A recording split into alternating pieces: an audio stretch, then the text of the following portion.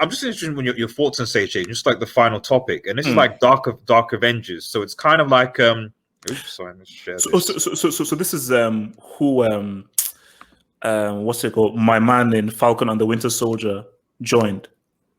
Is he part of it? That's evil Captain America dude. Yeah. So you remember him. So again, spoilers. There's big spoilers for Black Widow. You saw I think she's called Valentina. Who, like, okay. So here's my thing. At the end of Black Widow, you also see like a cut scene where basically, long story short, like she actually recruits. This is basically Black Widow's sister and she shows her she shows her video, and she shows her a video of like Hawkeye, and she basically says, "This is the guy who's responsible for your sister's death. I want you to go and sort him out." And that's why I think that she's going to potentially be in the Hawkeye movie to be a villain or whatever. But my thing is that she looks like she's doing what Nick Fury did in Phase 1, which is she's going around. It's like she went with this, I think, US agent character and this other character, recruiting different, heroes for some sort of purpose. And we already know that like characters like, I think, Abomination from the first Hulk is coming back. There's rumors that Killmonger might be coming back. You've got characters like I think Mordo, who was at the end of Doctor Strange. So this is sort of like Marvel's version of Suicide Squad in a way. So yes and no. I think from what I've been told, like there's two ways. Thunderbolts is the version of it, like where they go and do their thing. So that could be it. Dark Avengers was something a bit different, where like essentially in the comics, you see I think this guy called Norman Osborn. He was the leader of it, who might be making an appearance in Spider-Man as well. So this guy, basically, long story short of it, like after like the Skrull invasion, Secret Invasion, which Nick Fury is going to be in, like humanity basically was just like done with heroes. Well, the traditional heroes basically, and so they basically gave Norman Osborn charge of basically the superhero kind of shield and leadership and stuff like that. So Norman Osborn isn't the Goblin. So he is in the comics. He is the Green Goblin, but in the Dark Avengers, what happened? Because he has the persona, and happened is that he basically, essentially, to keep it simple, he basically killed the leader of these Skrulls in the Secret Invasion, and so he was given authority to be the new, let's say, superhero lead. But obviously he's a villain. So what he did was he recruited his own Avengers to basically go and pretend being superhero and what have you. So the kind of backstory behind that was the idea of like, and the only reason why I'm always talking about is that the impression I'm getting in the MCU right now is that you're seeing a lot of human characters are getting a bit done with the traditional heroes of the Avengers. Like after what you saw with WandaVision, after Endgame, there's a lot of, I think we're seeing a lot of, and obviously even in Winter Soldier with the Flag Smashers, I think you're seeing a lot of resentment towards the heroes, to the Avengers and stuff like that. I think you're seeing human beings, the human populace being very like, I don't like Iron Man, I don't like Thor, I don't like you guys. You guys are done, And I think this would sets the framework for a Dark Avengers side where you get like, oh, actually, you know what? Maybe these villains, that were in quote traditional villains, but are perceived to be doing more than you guys are doing. Maybe we can give them a chance. Okay. Is that am I making sense? Yeah.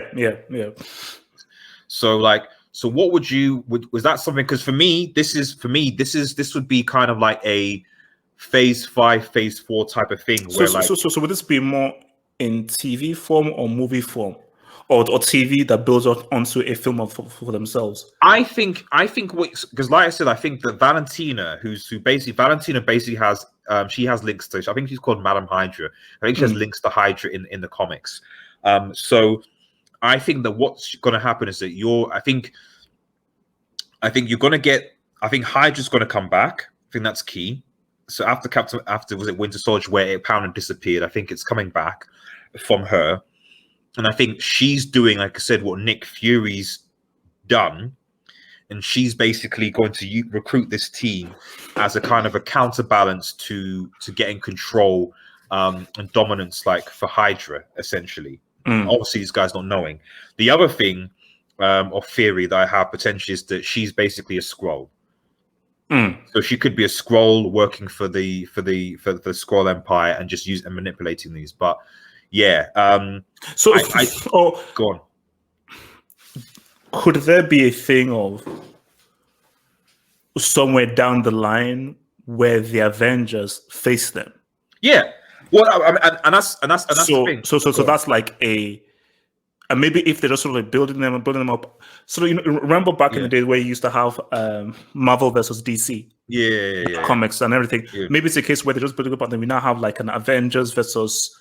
Well, that's the thing. I feel like they've subtly already built them up, because when you look at some of the characters so when I look at a cast of a Dark Avengers, i.e., like these sort of anti-hero villain type characters, we already have, like I said, the two characters that you see. Yeah. But we have when you think, okay, you've got the Hulk. Oh, you've got Abomination, who they're bringing back in, I think, Shang-Chi. You've got Doctor Strange. Oh, you also have Mordo, Baron Mordo, who they introduced, the black guy. Oh, they have Spider-Man. Oh, but they've also got Venom as well, who's also there. Okay, we don't have a counterbalance to Iron Man yet, but maybe they might do bring Norman Osborn as this Iron Patriot guy.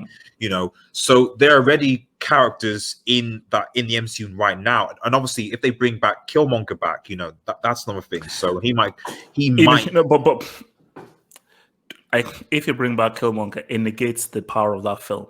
I know they would be desperate to.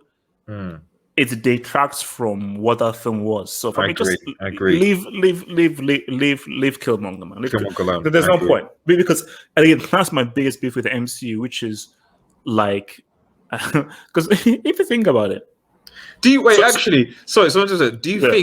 think? I mean, this is a theory, but do you think that now that they've basically got this multiverse timeless and things, that they might do a cop out and say, we're going to get a Black Panther from a different timeline, a different thing? No, they never do. See, they may do that with Iron Man, but not Black Panther. I think they saw the whole Chadwick Boseman thing and everything. Like, we're never recasting now, just out of respect.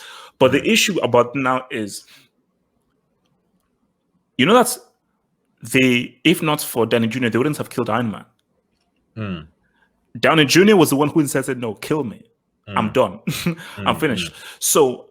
And you saw it with the characters from the Shield who died in the first Avengers, and they brought him back. I'm like, bro, because if you think about it, the only people who died, apart from Iron Man, Black Widow, no one cares about Black Widow, and Gamora. Two totally irrelevant characters. So it's like the stakes were not really, and I think that's was the issue with Disney. They are never really those high stakes, because they just want to just like keep characters moving. But my thing is that, moving forward, man, you have to raise the stakes, because my fear for this is, bro, even after I watched Endgame, I was like, I don't know how they can reach this height again. Level, yeah. The TV shows were cool, and the reason why Endgame was so good was Chris Evans and Downey Jr. Obviously, they also do anything, but they were cast so well, and they were so great leaders that just helped to hold it intact. My thing is that, who replaces those two guys? Yeah. Who are the leaders now that can fill the shoes of Iron Man and Captain America? It ain't Spider-Man. It ain't Marvel.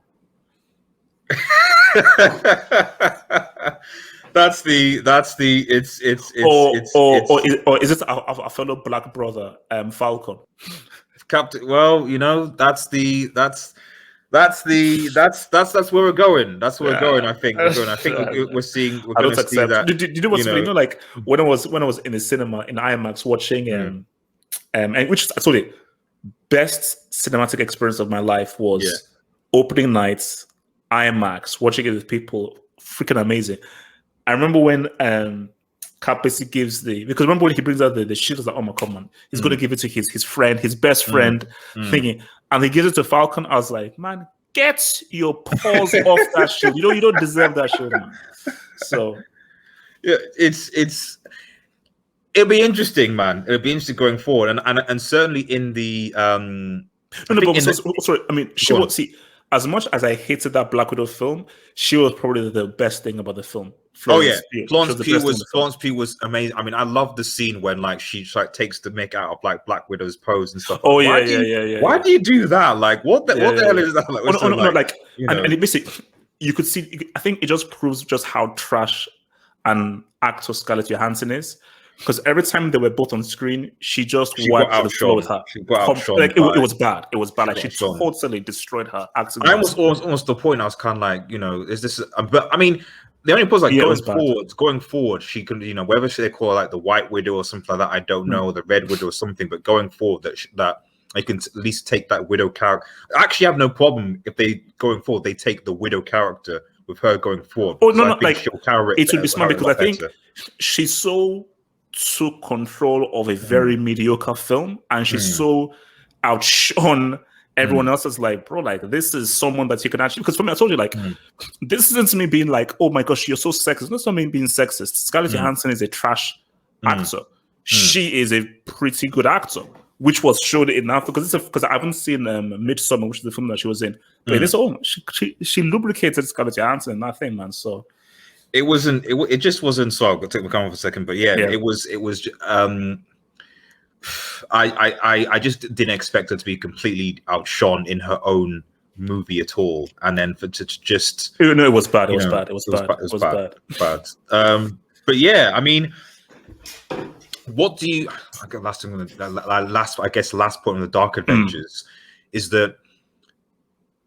Do you think that we need to see, because they are in quote villain team? Do you think that we need to see more villain teams in the MCU? Because right now a lot of villains we've seen sort of like there are a lot of villainous organizations in the comics. You've got Hydra, you've got Roxxon, you've got the things. But the MCU was so far, okay, we've had allusions to Hydra in a bit, and that was it. And but most often it's just been one villainous character and then they get killed off. Do you think that we need to see more villainous teams? Well, no, I think and consistency in it, No, that would make something new, because my thing is like the idea of Suicide Squad was really good, but it was executed so badly. And my thing with you is that I'll be real with you, because again, it's connected to your point saying like this new Suicide Squad. No, like James Gunn is not the right man for a Suicide Squad. Because you see that he's just trying to make this Guardians of the Galaxy. But Suicide Squad is like, no, this is like, imagine if villains have to work together. That means they're going to be backstab everyone. It's going to be grimy, edgy, and they can't be a team. That's the whole point of villains working together. That they backstab each other. They're not a family. So my thing is that you now creating like a team of villains helps to. That's why I think that rather than trying to now do another Thanos, the best thing to do is, okay, maybe do something completely different, and maybe Kang is there to be, but maybe now, what I don't know is the villains are these freaking dudes, I mean, I don't know, bro. Like, I genuinely think that they're going to be built, because I don't know. Have you ever read the Secret Wars comic series or heard about it? I've heard about it. I have a thing, because I know they said the Roster Bros were like, we're only going to come back if we're going to be doing a build up to Secret Wars. And a part of me thinks that, and not Secret Wars the old school, but the 2015 one, which was effectively like essentially they created this multiverse only for the multiverse to sort of crumble again. And you basically have all these different Earths colliding and conflicting with one another. And so I have a feeling that, like, they'll be building up to this big multiversal war conflict where you're just going to get people like heroes from different multiversal Earths fighting against each other. And whether that means that we're going to be seeing more allusions to different types of characters. So we're talking about Spider-Man and his variants, but are we going to see different versions of the X-Men, different versions of the Fantastic Four, different versions of Iron Man, and so on and so on and so forth, to build up to this multiversal conflict?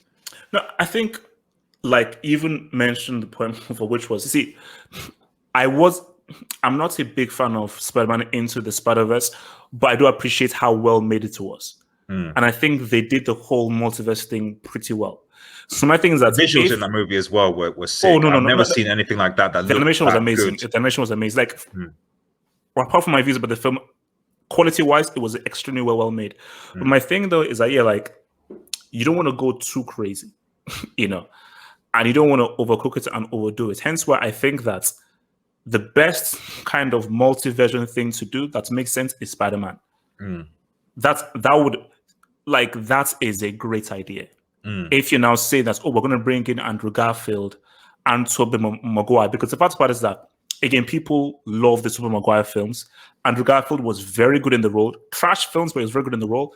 And you now have the current dude. So if you can now interlink them together and do it in a way that it was in Into the Spider-Verse. And I think that's why it's called No Way Home. That maybe it's because he's maybe trapped in a different kind of universe timeline. Is like, oh shit, where am I? But I mean, you just have to be very careful because just like time travel. You know what I could see happening, maybe you know what I could see happening, whether or not it's or not, is that like he gets trapped in they like at the end of it, like because they're showing all different variants, but like they're possibly, because I know it wouldn't be long that he'll end up being trapped in the Ultimate Universe, and then Miles will end up coming into this universe, and so Miles, you know, will be the main Spider-Man sort of going forward. There you go. He's Pete Stark. You can't do it. What can you do? What's this black motherfucker doing? Get this black off my screen, man. Man. I mean, it would surprise me, man. No, but look, as I said again, like Spider-Man needs, like, I am genuinely interested to see what they're doing, because like those two Spider-Man films have no hits for me, man. They've no hits. So and here's the thing, that like, if they do it a situational where you now bring in other Spider-Man, that could even further detract and cheapen Tom Holland's character, because if he now gets outshone by Andrew Garfield, because the danger is that people are so nostalgic about Tobey Maguire's Spider-Man.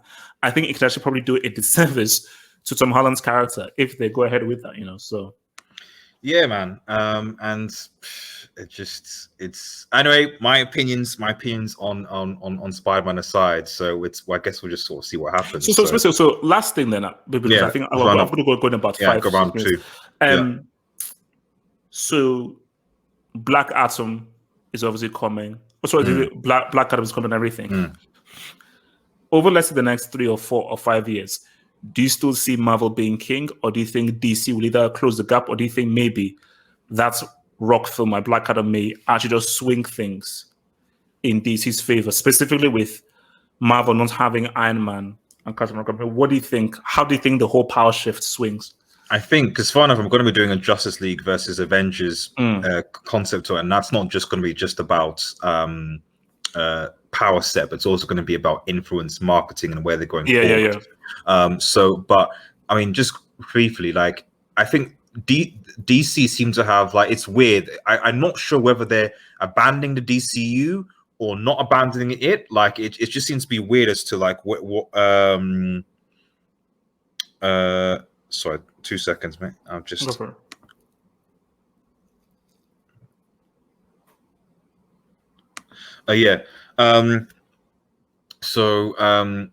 The DC just look like they're doing something different.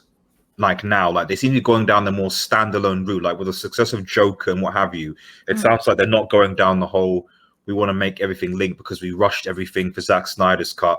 I mean, to be honest, I don't know why they didn't just continue with the Snyder. I'm not saying that Zack Snyder is great, but like, you've already established something. You might as well like keep the system and then kind of work things into it and get better actors, get better writers, etc. If you're now going to be like, right, let's just throw the whole thing away, then it's all chaotic right now. You know, my thing with the DC is don't copy Marvel, because I just think that they're so desperate to copy. See, DC and Marvel are two totally different beasts. And if I was advising DC, is I know these guys just did that very well. But their weakness is your strength. Their weakness is they can't go dark.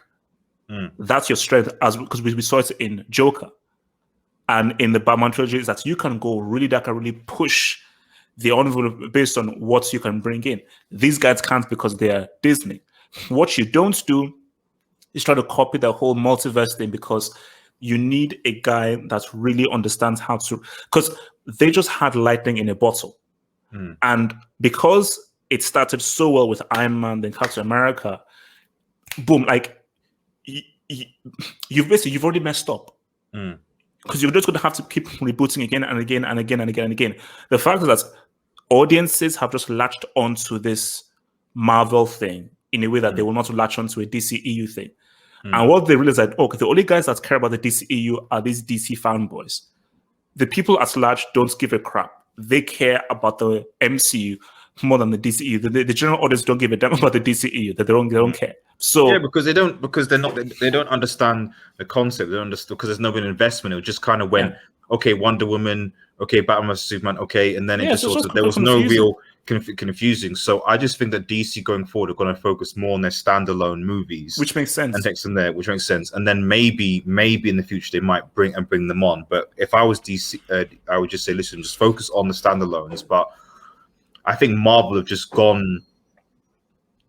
I think Marvel too far ahead now. Man. Do you know what the big thing was? Is that because Iron Man was so good and so well received, and Captain America was so well received, when there was an Avengers film, there was a genuine appetite because those films were so well received. Man of Steel wasn't well received. So people are like, I don't give a, I know it's Batman vs Superman, but I don't give a crap that's Batman vs Superman because these films, we didn't really receive it that well. So you're just hanging on to the whole Batman Superman popularity, which obviously wasn't enough to really get guys invested. So no, I agree, bro. I agree. We will see. And like I said, I'm going to be doing a video later comparing Justice League versus Avengers. We just go into more detail of that and seeing them going forward. But HH, man, thank you so much for coming on. Really, really appreciate it, brother. It's been a very interesting, almost 1.5 hours conversation. Yeah, man, no, half. So, I told you, like, I mean, when you just bring up stuff like X-Men, see, if we talked about Batman and Nolan, we'll be here for 5 hours. If we talk about Batman and Nolan, like, we'll be here for 5-6 hours because, like, I still have PTSD from Dark Knight and Rises, man. So, you know. Fair, man. Fair. Right. Thanks, everyone, for watching. Peace out. Stay true. One love. Peace.